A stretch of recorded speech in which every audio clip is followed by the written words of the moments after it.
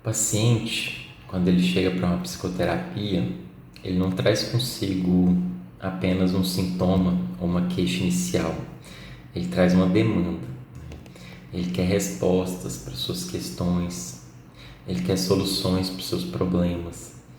Ele quer uma palavra de conforto ou algo que possa aplacar a sua angústia, a sua sensação de impotência. Ele quer um diagnóstico. Ele quer a cura. E pode ser muito tentador para o terapeuta ocupar esse lugar, né? Esse lugar do suposto saber, oferecer aquilo que o paciente quer, falar o que ele espera ouvir, oferecer ao paciente uma promessa de cura. Mas em psicanálise a gente não ocupa esse lugar, né? A gente não deve oferecer respostas e muito menos promessas. Tampouco a gente deve se seduzir pelo furor curandes, como disse o Freud. No processo analítico, a gente deve escolher entre o poder e a verdade, como afirma o Jacques Alain Miller. À medida em que o analista ele renuncia ao exercício do poder, né, ele exalta o poder da palavra, o poder da verdade, a verdade do inconsciente. O analista ele deve dirigir o tratamento, mas de modo algum ele deve dirigir o paciente. O que a gente está querendo dizer aqui? Que a psicanálise se diferencia das demais terapêuticas, né? Aqui a gente renuncia plenamente qualquer possibilidade de exercício de poder, de exercício de direção sobre o paciente, né? Por isso que a gente costuma dizer que a psicanálise é uma terapia não diretiva, né? Só renunciando a esse exercício de poder, a gente pode dar vazão ao que realmente importa, que é a palavra, né? Que é aquilo que o paciente traz. Então, nesse sentido surgem alguns questionamentos, né? O que se espera de uma análise, né? Qual que é o objetivo do processo analítico? Se o analista não vai dirigir o paciente, né? O que ele vai fazer então, né? Qual que é o material de uma análise, né? Em que se baseia o ofício do analista? O Freud ele tenta responder a essas questões, né, num ensaio bastante famoso de 1937, intitulado Construções em Análise. Veja o que diz o Freud. Como se sabe, o objetivo do trabalho analítico é fazer com que o paciente possa suspender os recalques próprios do seu desenvolvimento primitivo para substituí-los por reações que corresponderiam a um estado de maturidade psíquica. Para esse fim, ele precisa voltar a recordar determinadas vivências e as moções de afeto por elas desencadeadas, que atualmente estão sob esquecimento. Sabemos que seus sintomas e as suas inibições atuais são consequências de tais recalques, ou seja, substitutos do esquecido. Olha só o que o Freud está dizendo para a gente, né? Que quando o paciente chega com sintoma, não é suficiente a gente buscar a explicação desse sintoma na sua vida atual, no trabalho, no casamento, nas suas relações. A gente precisa também voltar o olhar para o passado, para a história do sujeito, né? Para a história do seu desenvolvimento psíquico, para a história do seu desenvolvimento psicossexual, né? Para a tríade edípica, para as relações parentais. O Freud acredita que nesses anos esquecidos, né, a gente vai encontrar talvez a gênese desse sintoma, a gênese dessa inibição. Então, o processo analítico ele tem como horizonte desvendar, né, dar luz a esses conteúdos recalcados, a esses conteúdos esquecidos. Mas como, né? Como que a gente vai, a partir de que material que a gente vai fazer isso, né? O Freud ele diz o seguinte, né? Que materiais, né, esse paciente nos oferece para que possamos levá-lo ao caminho da recuperação dessas lembranças perdidas, né? São vários fragmentos dessas lembranças em seus sonhos, ocorrências que ele produz quando se entrega à associação livre, a partir das quais podemos descobrir alusões às experiências recalcadas e derivados das emoções de afeto reprimidas. assim como as reações contra elas. Por fim, alusões de repetições de afetos pertencentes ao recalcado em ações importantes ou triviais do paciente, tanto dentro quanto fora da situação analítica. Então, bom, o nosso material, o nosso substrato são os sonhos, as ocorrências que o paciente traz durante a associação livre, os seus mecanismos de defesa, ou seja, como ele reage a esses conteúdos recalcados, as repetições, a forma como o sujeito se organiza nas suas relações, enfim. Então, mesmo aquilo que parece trivial, aquele conteúdo que muitas vezes o analisando diz: isso não é muito importante, esse conteúdo ele pode trazer alusão a esses conteúdos recalcados que estão fora da consciência. Freud continua aqui, A experiência nos mostra que a relação de transferência que se estabelece com o analista é especialmente adequada para favorecer o retorno de tais conexões de afeto. A partir dessa matéria-prima é que devemos produzir o que queremos. E o que queremos é uma imagem dos anos de vida esquecidos do paciente. Olha que ousadia, O que queremos é uma imagem desses anos de vida. Então, Freud ele ressalta aqui a importância da relação transferencial, ou seja, a relação entre a analista e analisando também vai ser uma repetição desses conteúdos recalcados, Então, a gente vai olhar para esses conteúdos, para os seus derivados e também, sobretudo, para a relação transferencial, para que juntos, analista e analisando possam estabelecer essa construção, Mas o que seria o papel de cada um nessa relação? Qual seria a tarefa do analista e a tarefa do analisando? Então, a tarefa do analisando basicamente é se entregar à associação livre de ideias. Sem associação livre não existe processo analítico. E qual seria a tarefa do analista? Freud diz o seguinte: de tudo que é essencial aqui, o analista não vivenciou e nem recalcou nada. Não pode ser a sua tarefa lembrar algo. O que então é a sua tarefa? Ele terá de inferir o esquecido a partir dos sinais por ele deixados, ou, mais corretamente, ele terá de construir o esquecido. Como, quando e com que explicações ele comunica as suas construções ao analisando é o que estabelecerá a ligação entre as duas partes do trabalho analítico, entre a sua parte e a parte do analisando. Então, o que o Freud está dizendo aqui? Que o analista ele não vivenciou nada, ele não sabe de nada, ele não tem como lembrar nada, ele não tem como dar resposta, Que esses conteúdos eles estão no analisando. Porém, a tarefa do analista vai ser, a partir dos conteúdos que o analisando traz, nas suas associações livres, nos atos falhos, nos sonhos, o analista ele vai inferir o esquecido, ele vai construir o esquecido. E como fazer isso, como isso vai ser feito no processo analítico, a gente vê no próximo vídeo. O professor Jorge Cesarino costuma repetir uma frase que é a seguinte: o inconsciente é um saber que não se sabe. Esse é o grande paradoxo da clínica psicanalítica e também fonte de angústia para quem pratica e para quem se submete à psicanálise. Como aceitar que o homem não é senhor na sua própria casa, como disse o Freud?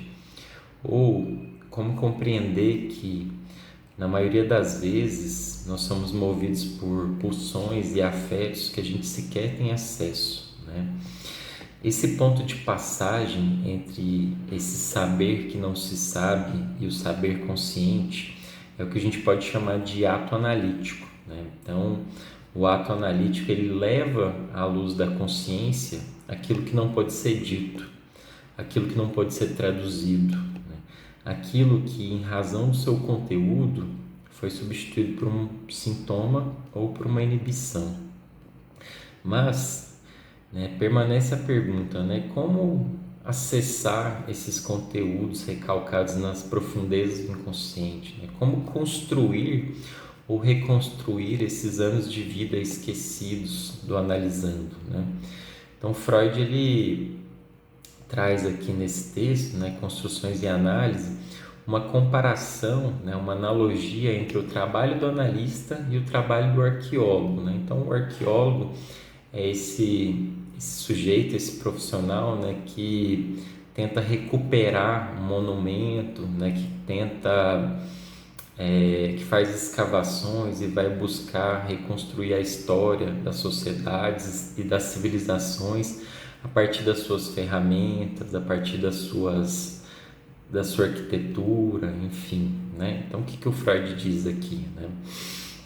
Assim como o arqueólogo constrói as paredes de um prédio a partir dos resquícios de paredes ainda existentes, determina a quantidade e a posição de colunas a partir de depressões no solo, reconstitui os antigos ornamentos e pinturas na parede a partir dos restos encontrados nos escombros, o analista procede da mesma forma quando tira conclusões a partir de fragmentos de lembranças, associações e declarações ativas do analisando. Então, olha só que brilhantismo nessa analogia do Freud, né? Ele diz o seguinte: a arqueologia ela consegue fazer esse processo de reconstrução a partir dos escombros, a partir dos resquícios, né? A partir dos indícios, né? O Freud até diz, por exemplo, que se você olha para os restos, né, de um monumento antigo, como por exemplo o Coliseu, você consegue imaginar como ele seria na sua totalidade, né? Então o trabalho do analista seria algo mais ou menos nesse sentido, né? De a partir desses resquícios, desses fragmentos de lembranças que surgem na própria análise, né? O analista ele vai tentar construir algo em cima disso, né? Ele vai levar essa construção ao analisando. Todavia, né, o Freud diz que, a despeito das semelhanças entre o ofício do analista e o ofício do arqueólogo, né, Freud diz o seguinte: para a arqueologia, a reconstrução é o objetivo e o fim dos seus esforços. Para a análise, constitui apenas o trabalho preliminar. Então, esse processo de construção que a gente faz é apenas o ponto de partida, né? Ele vai ser o início, digamos assim, de um movimento analítico, né?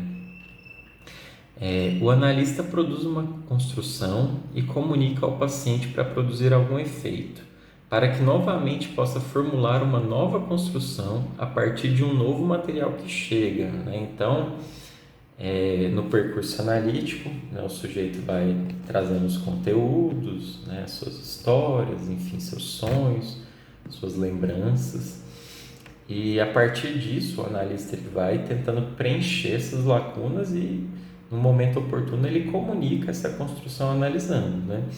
E o analisando vai reagir a essa construção e trazer novos materiais que vão servir para novas construções, né? Freud pontua aqui, né, a necessidade de distinguir o que seria uma construção de uma interpretação. A interpretação se refere àquilo que fazemos com um único elemento do material, a exemplo de uma ocorrência, um ato falho ou assemelhado. Mas falamos em construção quando apresentamos ou analisando um pedaço da sua história pregressa, né? Então Freud está deixando aqui muito claro que em alguns momentos a gente leva uma interpretação a partir de um sonho, por exemplo, né? Mas quando a gente faz uma síntese no sentido de apresentar um pedaço da sua história esquecida, aí sim a gente está fazendo uma construção, né? O Freud até dá um exemplo aqui, que ele poderia ter dito a um paciente, né? Até os seus X anos, você se considerava o dono único e restrito de sua mãe, até que chegou um segundo filho, e com ele uma grande decepção. Sua mãe abandonou você durante algum tempo e também mais tarde não se dedicou exclusivamente a você. Seus sentimentos em relação à sua mãe se tornaram ambivalentes e o pai passou a ter grande importância para você. Então veja só, ele está comunicando algo que não poderia ter sido lembrado diretamente pelo paciente, como por exemplo um sentimento de agressividade em relação à figura materna, ou um sentimento de abandono, né? Então, isso sim é uma construção, né? É apresentar uma lembrança que não pode ser lembrada, apresentar parte desses conteúdos recalcados. Mas como que o analisando vai reagir, né? Imagina, você leva algo dessa envergadura, né? Como que esse analisando vai reagir? O analisando ele vai refutar ou aceitar a construção do analista, ele vai dizer sim ou não, né? Então Freud ele até começa o texto fazendo uma brincadeira, né, que ele recebeu uma crítica em relação à psicanálise que seria mais ou menos nesse sentido, né? Ele até faz a seguinte piada: cara, eu ganho, coroa, você perde. Ou seja, a crítica direcionada à psicanálise, nesse sentido da construção, seria que se o paciente diz sim, significa que o analista tem razão. Se o paciente diz não, significa que o paciente está apresentando resistência ao conteúdo, né? Ao conteúdo inconsciente trazido pelo analista. Ou seja, o analista nunca perde, né? Se o paciente diz sim, ok. Se o paciente diz não, é resistência. Mas no final das contas não é bem assim. O que o Freud diz aqui, né? Ele diz o seguinte: o sim do analisando tem muitos significados. Ele pode de fato indicar que ele reconhece a construção ouvida como sendo correta, mas também pode ser desprovido de sentido, ou mesmo que podemos chamar de falso, na medida em que é confortável para a sua resistência continuar ocultando a verdade não revelada através da sua aquiescência, né? Então Freud diz o seguinte: o paciente diz sim, significa que a construção possa fazer algum sentido, mas significa que o paciente também pode estar se escondendo atrás desse sim, né? Ou seja, confirmar a construção do analista significa também continuar recalcando alguns desses conteúdos. O não do analisando é muito polissêmico e, na verdade, ainda menos utilizável que o seu sim.